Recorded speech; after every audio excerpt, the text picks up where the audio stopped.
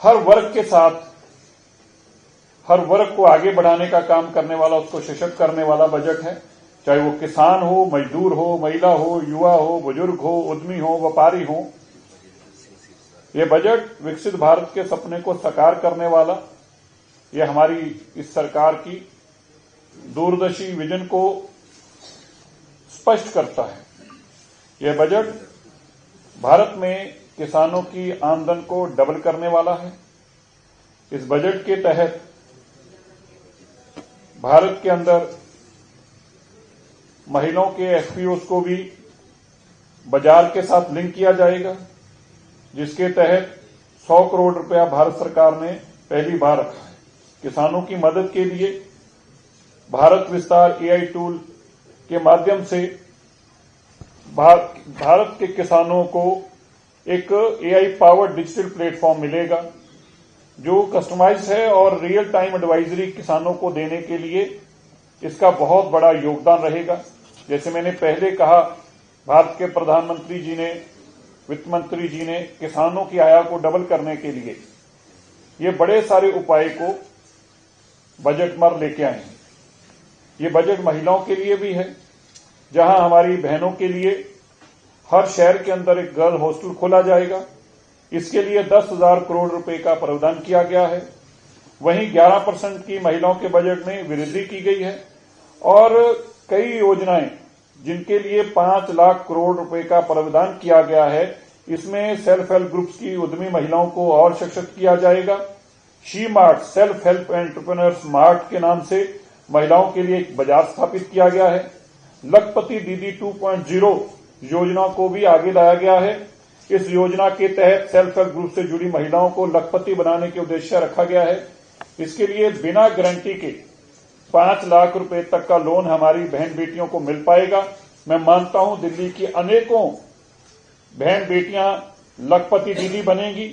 वो 5 लाख के इस लोन से बिना गारंटी के अपने कारोबार कर सकती हैं, अपनी गाड़ी लेकर उसको काम में ला सकती हैं, किसी बहन ऑटो लाकर उस काम में ला सकती हैं। ये एक बहुत बड़ी दिल्ली की बहन बेटियों के लिए ये बहुत बड़ी राहत होगी, जो 5 लाख रुपए का बिना गारंटी के लोन देने के लिए ये स्कीम को लाया गया। इसी तरह महिलाओं के लिए स्किल ट्रेनिंग सेंटर्स खोले जाएंगे, जो आत्मनिर्भर उनको और बनाएंगे। और इसके लिए बजट के अंदर लगभग 62% में बढ़ावा किया गया पिछले साल के बाद। 300 नई आईटीआईज और 19 एनएसटीआईज का पूरे भारत में चलाई जाएंगी। ये एक विमेन ओरिएंटेड बजट भी है, जहां यातायात को और दिल्ली को भी इससे लाभ मिलने वाला। वहीं 7 हाई स्पीड रेल कॉरिडोर्स बनाए जाएंगे, जिसमें दिल्ली बनारस कॉरिडोर की भी घोषणा की गई है। इससे जहां कनेक्टिविटी को मजबूती मिलेगी, साथ में ही कार्बन इमिशंस के अंदर भी हमें बहुत लाभ मिलेगा, क्योंकि दिल्ली को प्रदूषण रहित भी करना है, उसमें भी इसका बहुत लाभ मिलेगा। जहां नॉर्थ ईस्ट राज्यों के लिए बुद्धिस्ट सर्किट कॉरिडोर खोलने की बात की गई है, वहीं हमारे व्यापारी भाइयों के लिए भी बहुत सारी राहत दी गई है। छोटे व्यापारी और छोटे उद्यमियों के लिए एमएसएमई के माध्यम से सबसे पहले तो इस बार एमएसएमई एक्सपोर्ट्स को बढ़ावा देने के लिए 10,000 करोड़ रुपए का एमएसएमई के लिए एसएमई ग्रोथ फंड लाया गया है। इस ग्रोथ फंड के तहत एमएसएमई को क्रेडिट मिल पाएगा, उनका बिल या इनवॉइस जो है वो उसको डिस्काउंटिंग हो पाएगी। ये पहली बार सरकार ने छोटे उद्यमियों की बिल डिस्काउंटिंग की स्कीम को लाना भी उनके व्यापार के लिए बहुत बड़ा एक योगदान होगा। इसी तरह स्टार्टअप्स के अंदर भी सरकार ने एक बड़ा बदलाव लेके आई, जहां स्टार्टअप्स में फंडिंग के माध्यम से ये नया स्टार्टअप इंडिया फंड 2.0 लाए हैं। इस फंड के तहत स्टार्टअप इंडिया फंड और फंड्स 2.0 भी लेके आए हैं। इसके लिए 900 करोड़ रुपए का प्रावधान रखा गया है और फंड्स ऑफ फंड्स के लिए 1200 करोड़ रुपया दिया गया है।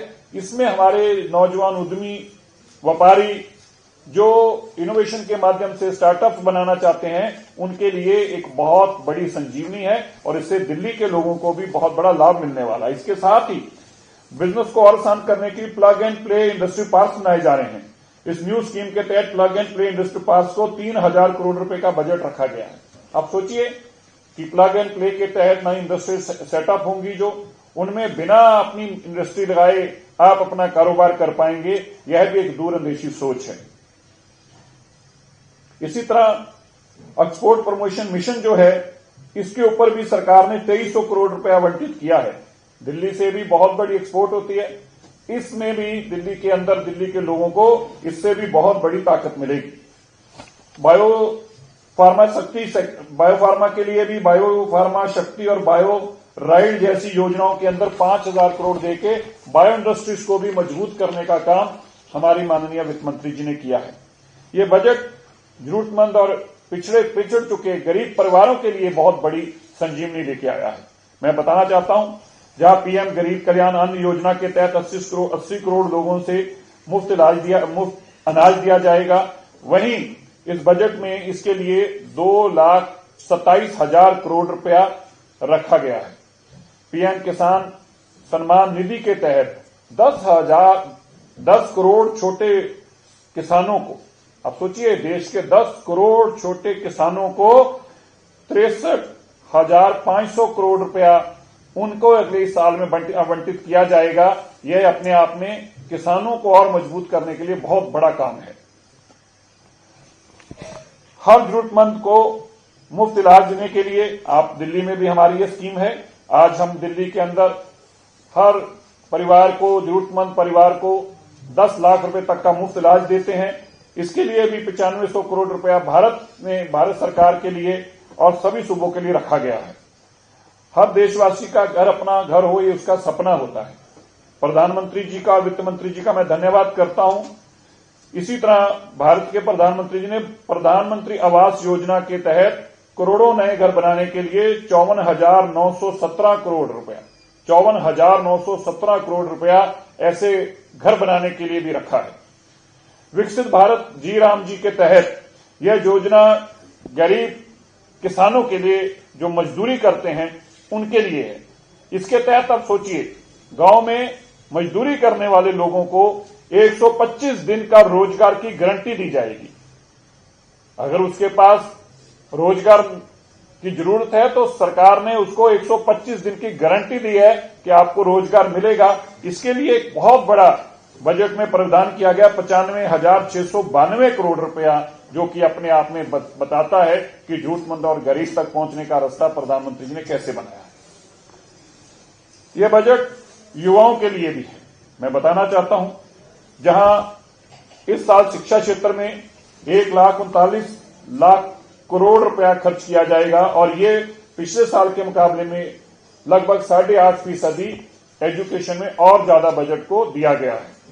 5 नई यूनिवर्सिटी टाउनशिप स्थापित किए जाएंगे। हायर एजुकेशन और इंडस्ट्री के बीच बेहतर तालमेल बनाने के लिए रोजगार में एक इसका बहुत बड़ा योगदान होगा। इसी तरह कंटेंट क्रिएटर लैब्स बनाने का भी इस बार नया प्रावधान लेके आए हैं बजट में। Indian institute of creative technology Mumbai के सहयोग से 15,000 सेकेंडरी स्कूलों में और 500 कॉलेजों में कंटेंट क्रिएटर लैब स्थापित किए जाएंगे, जिससे युवाओं में क्रिएटिविटी और जो आज हमारे नौजवान बच्चे हैं उनके अंदर जो क्रिएटिविटी है उसको और आगे बढ़ाने के लिए ये कंटेंट क्रिएटिव लैब जो हैं ये अपने आप में एक बहुत बड़ा मील पत्थर साबित होंगी। इसके लिए भी इस सेक्टर के अंदर ऐसे 20 लाख प्रोफेशनल्स आगे बढ़ पाएंगे, जो अपने आप में एक बहुत बड़ा नंबर है। हेल्थ में अगर मैं बात करूं, जैसे मैंने आयुष्मान में आपको बताया, इस बार 3 नए आयुर्वेदिक इंस्टीट्यूट भी खोलने का जो बजट में प्रावधान दिया गया है, ये हमारी एक नई ताकत को दर्शाता है। नेशनल हेल्थ मिशन के तहत 39,390 करोड़ रुपए का बजट रखा गया है, जो कि पिछले साल के मुकाबले में 6% इसमें और इजाफा किया गया है। सेंट्रली स्पॉन्सर्ड स्कीम जो है उनके तहत हमें 13,611 करोड़ रुपया इन योजनाओं के लिए रखा गया है और इसमें ऐसी 82 योजना है जिसमें दिल्ली को आने वाले दिनों में लाभ मिलेगा। दिल्ली की, जैसे आप जानते हैं, पुलिस केंद्र के पास रहती है, उसका बोझ भी हमारे पे नहीं पड़ता, पर उनको भी और सुदृढ़ बनाने के लिए और उनको और आधुनिक बनाने के लिए 12,500 करोड़ रुपया इस साल बजट में दिया गया है। दिल्ली में हमारे बहुत सारे हेल्थ के रिलेटेड हॉस्पिटल्स जो हैं केंद्र सरकार चलाती है, जैसे एम्स है, सफदरजंग है, राम मनोहर लोहिया हॉस्पिटल है, लेडी हार्डिन है। इस तरह से कई हॉस्पिटल हैं जिनके अंदर 10,000 करोड़ रुपया हेल्थ के लिए, इन हॉस्पिटल्स के लिए भी जो केंद्र सरकार देश भर में चलाती है उसके लिए भी एक बड़ा बजट रखा गया है। पर्यावरण एक बहुत बड़ा हमारा विषय है। ईवी सेक्टर के अंदर सरकार ने बहुत बड़ा काम किया है और 5,000 करोड़ रुपया ईवी सेक्टर के लिए जो रखा गया है, ये अपने आप में एक बहुत बड़ी चीज। देखिए, ईवी सेक्टर से ही दिल्ली या देश को प्रदूषण मुक्त किया जा सकता है। ये अलग अलग सेक्टर्स के अंदर ईवी को प्रमोट करना, हर फील्ड के अंदर ईवी को प्रमोट करना, हर मंत्रालय में ईवी को प्रमोट करना, अलग अलग स्कीमें सब मंत्रालयों के लिए बनाई गई हैं। ये ईवी की एक बहुत बड़ी प्रमोशन है जिसके लिए आने वाले समय में आप बदलाव आता देखेंगे और पोल्यूशन में बहुत बड़ी कमी आएगी। दिल्ली को वाराणसी, जैसे मैंने आगे भी बताया, एक हाई स्पीड रेल कॉरिडोर के साथ जोड़ा गया है। इससे जहां हम उन शहरों तक आसान पहुंच पाएंगे, वहीं दिल्ली के साथ ऐसी देश में ऐसी कई कॉरिडोर्स को क्रिएट करने का काम भी बढ़ा गया है। एक हमारे लिए, दिल्ली के लिए और बहुत बड़ी खुशखबरी है, दिल्ली की पब्लिक बोरिंग जो बढ़ाने का काम किया है। इस बार 21,000 करोड़ रुपया हम मार्केट से लेने की हमारी क्षमता को केंद्र सरकार ने जो दिया है, इससे बहुत बड़ा इंफ्रास्ट्रक्चर में बूस्ट आएगा। पहले हमारे बस में नहीं रहता था ये, लेकिन इस बार हम पब्लिक बोरिंग के माध्यम से 21,000 करोड़ रुपया ला सकते हैं। इससे एक इंफ्रास्ट्रक्चर क्रिएट होगा दिल्ली के अंदर और दिल्ली और तेजी से आगे बढ़ पाएगी। मैं जहां दिल्ली की जनता को ये बताना चाहता हूं, दिल्ली की सरकार, माननीय रेखा गुप्ता जी की सरकार रात दिन दिल्ली के लोगों के लिए चिंता करती है, पिछले 11 साल की बीमारियों को खत्म करने का काम कर रही है। वहीं माननीय प्रधानमंत्री जी दिल्ली की चिंता करते हुए ऐसी अनेकों स्कीमों के माध्यम से दिल्ली को और बेहतर बनाने के लिए जो इस बजट में उन्होंने हमें राहत दी है, इसके लिए मैं उनका भी और हमारे वित्त मंत्री जी का भी बहुत बहुत धन्यवाद करता हूं। अभी आम आदमी पार्टी के द्वारा ट्वीट किया गया कि बजट में आपने प्रदूषण की और मोदी सरकार ने प्रदूषण नियंत्रण के लिए आवंटित फंड में सैकड़ों करोड़ की कटौती कर दी। चलिए, वो तो उनका काम है, उन्होंने बोलते रहना। जिन्होंने 10 साल 11 साल को काम नहीं किया, अब वो कुछ तो कर रहे हैं। आपको खुश होना चाहिए क्यों कुछ तो कर रहे हैं, कम से कम क्रिटिसाइज ही कर रहे हैं। लेकिन वो कितना भी हमारे कामों को रोकने की कोशिश करें, ये सरकार तेजी से काम करती जाएगी। उनका काम है विरोध करना, वो विरोध करते रहें और उनको तो विरोध ही करना आता है। ये हम तो उनको मुबारक देते हैं कि अपने विरोध की राजनीति को वो इसी तरह ही कायम करा रखें। अगर वो कायम रखेंगे तभी तो दिल्ली के लोगों को समझ में आएगा कि कितने 11 साल तक बर्बाद करने वाले लोगों की आज भी मानसिकता नहीं बदली। सर, कल एक अहम फैसला कैबिनेट से हुआ, आपके डिपार्टमेंट का ही है, कब से लोगों के खातों में पैसे आने शुरू हो जाएंगे? देखिए, माननीय मुख्यमंत्री जी ने कल बड़ा फैसला लेते हुए जो हमारे मैनिफेस्टो के अंदर 2 सिलेंडर होली और दीपावली पे मुफ्त देने की बात थी, उसको पूरा किया। दोनों सिलेंडर, होली वाला होली के समय और दीपावली वाला दीपावली के समय दिया जाएगा। अभी होली कुछ ही दिन में आने वाली है। कल की कैबिनेट में इस प्रस्ताव को मंजूरी दी गई है और अब होली का मुफ्त सिलेंडर जल्द हमारी बहनों तक पहुंचाया जाएगा। सर, इसके लिए कोई रजिस्ट्रेशन करना होगा या जो लोग रजिस्टर्ड? नहीं, देखिए, जो लोग ऑलरेडी जरूरतमंद लोग जो ऑलरेडी रजिस्टर्ड हैं, जिनको राशन मिलता है, उनके लगभग 17.5 लाख लोग हमारे पास पहले से रजिस्टर्ड हैं। उनके खातों में डीबीटी के तहत ट्रांसफर किए जाएंगे। त्योहार से कितने दिन पहले कुछ टाइमलाइन रखी है कि कब ट्रांसफर होगा अमाउंट? तो हाथ से पहले कर देंगे। सर, दिल्ली में एक हमें बड़ा राजनीतिक घटनाक्रम देखने को मिल रहा है। ममता बनर्जी एसआईआर के मुद्दे के ऊपर आई हुई है दिल्ली, इलेक्शन कमीशन भी गई है। आज सुप्रीम कोर्ट में एक बड़ी सुनवाई है। सुरक्षा के साथ प्रबंध किए गए हैं ताकि law and order situation disturb ना हो। चलिए, ममता जी की अपनी एक अलग मजबूरी है, मैं उस पर यहां क्या चर्चा करूं। उनको देश से ज्यादा बांग्लादेश के साथ प्यार है। बीमारी ये है। अब अगर इस बीमारी का हल निकल आए तो सारा कुछ ठीक हो सकता है। लेकिन बांग्लादेश के साथ हमारे देश के लोगों के किसी मुख्यमंत्री का इस तरह से उनका लगाव होना, उनके मन में यह भावना रहना कि उसकी वोटों से मैं जीत सकती हूं, ये मुझे लगता है कहीं ना कहीं गलत है। इसीलिए वो इसका विरोध कर रही है।